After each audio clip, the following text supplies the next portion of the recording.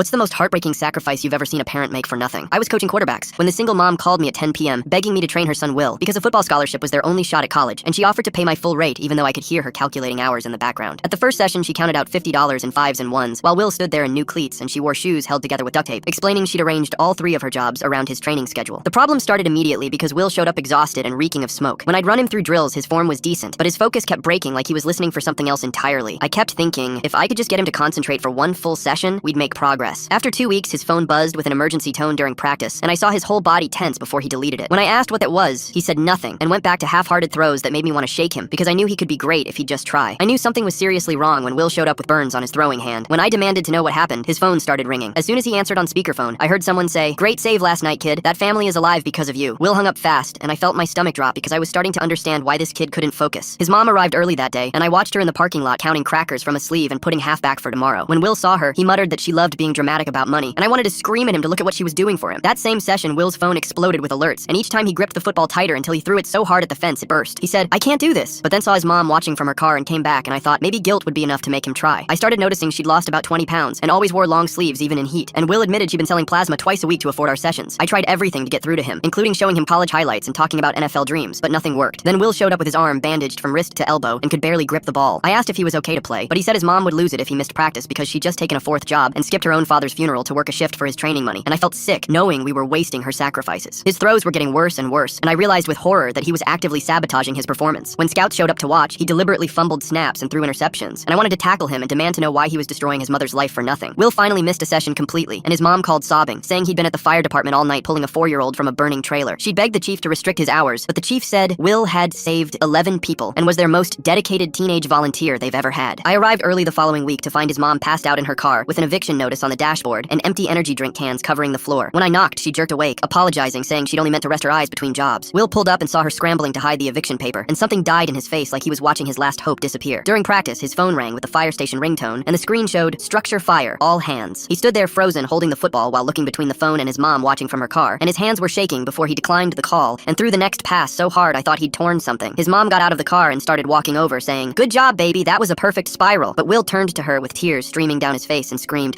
"I just let people burn so you could watch me throw a stupid ball. Are you happy now?" His mom's face went white, and she frantically started listing everything she'd sacrificed, including selling her mother's wedding ring and sleeping in 24-hour laundromats and selling plasma until she had permanent scars and eating nothing but leftover fries from work. Will stared at her for a long moment and then said the words that still wake me up at night. "I never asked you to set yourself on fire to keep your dream alive, and now we're both burning." Will came to our last session after working fires all night, and I begged him to warm up, but he was too exhausted to listen. On his first throw, his knee popped like a gunshot. The torn ACL meant no scholarship, and he failed the firefighter physical because of his limp.